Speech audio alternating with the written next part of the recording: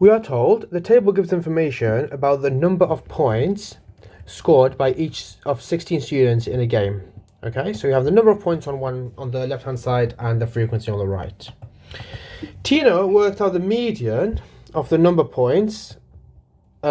points scored to be 5. Explain why it is not possible for the median to be 5 for 1 mark. Okay, so let's take a look.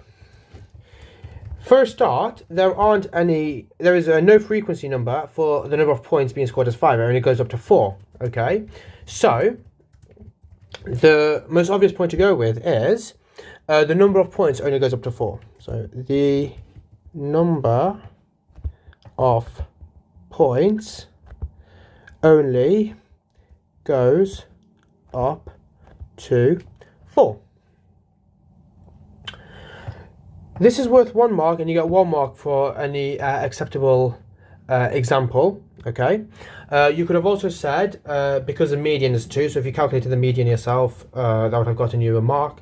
And you can say no one scored 5 points, implies the number of points scored was less than 5, which is sort of what we said here. The mark scheme was also given some unacceptable examples. So you cannot say she was right since 5 is the middle number. She has used the wrong column, so if you said that is insufficient. You need to explicitly state that the number of points only goes up to 4. You can't say the median is 3. Okay, so that would also make you lose a mark for giving the wrong median. We are then told Tina also worked out the total number of points scored by the 16 students in the game. Okay, here is her working. All right, Tina made a mistake in her working, so she made a mistake in her working to find the total number of points scored. Describe the mistake that Tina made, okay, for 1 mark.